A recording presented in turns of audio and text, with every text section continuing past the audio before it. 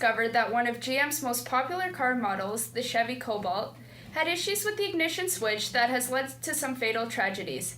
It seems that during the design of the car, there were problems with the ignition switch that led the car to turn off while driving it, putting the driver in a very dangerous position. Here's Adam with more details. Thanks, Sarah. So the problem has been found in the 2005 to 2007 models of the Chevrolet Cobalt. The problem appears to be a faulty ignition switch that would cause the car to go from the run position to the accessory position if there was too much weight on the keychain. This has caused the engine to stop running, as well as disabling the power brakes, steering, and most importantly, the airbags. As you can probably imagine, this has led to some dire circumstances. Our correspondent reached out to GM about this issue. It has taken GM almost 10 years to finally admit to any wrongdoing, not issuing any notice of the problem until just recently, and still taking their time on the recall. Many guilty parties are still refusing any blame, as they announce that this all happened without upper-level management knowing. Although they finally admit to some malpractice, this is no excuse for their extended timetable, as customers started noticing problems as early as 2005. But even after complaints from several people, they still denied that the ignition switch problem posed any safety issue. They even tried to change the part without changing the part number, so they can pretend that the issue never happened. After all this, they still... Wait 1 second. Breaking news about the matter. Here's Eric to discuss it. Thanks, Sharif. It appears that a motor accident happened on the 407 today. 3 have died in a 2-car collision. One of these cars was a 2006 Chevrolet Cobalt, and it was reported that the ignition switch was in the accessory position at the time of the collision. This brings the death toll up to 107 people. Several managers at GM have blood on their hands. Let's hope we can get justice served. Now we'll be discussing the ethical issues within this case. Professional misconduct, Section 72. Section 72.2a, negligence. Section 72.2b, public welfare. Section 72.2c, report a situation.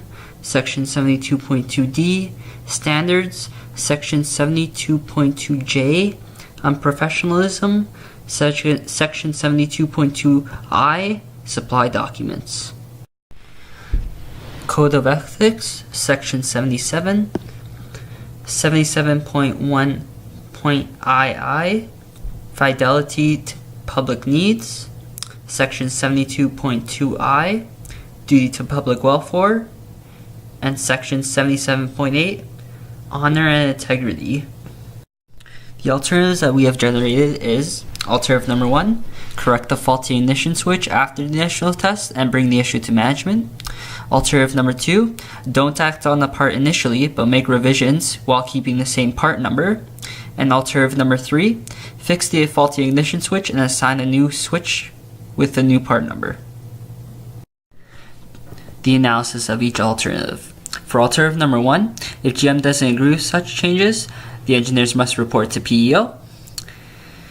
For alternative number 2, by the engineers not acting, they endanger the safeguard of the public. This violates 72.2b, 72.2c, 77.1i, and 77.2i. This also violates standards, 72.2j, and is considered to be dishonorable, 72.2d.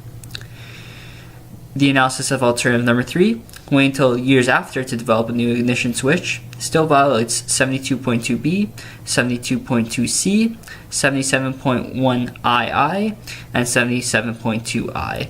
However, this still maintains standards and is considered to be non-negligent.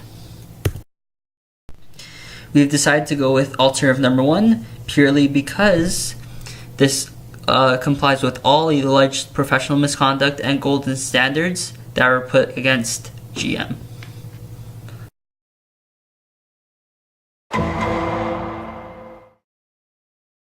Now we're going to show how tort law applies to this case.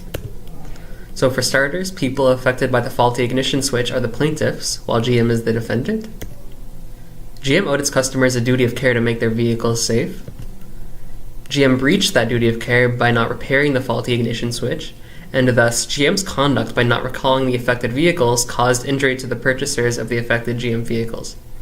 And that's why tort law applies to this case.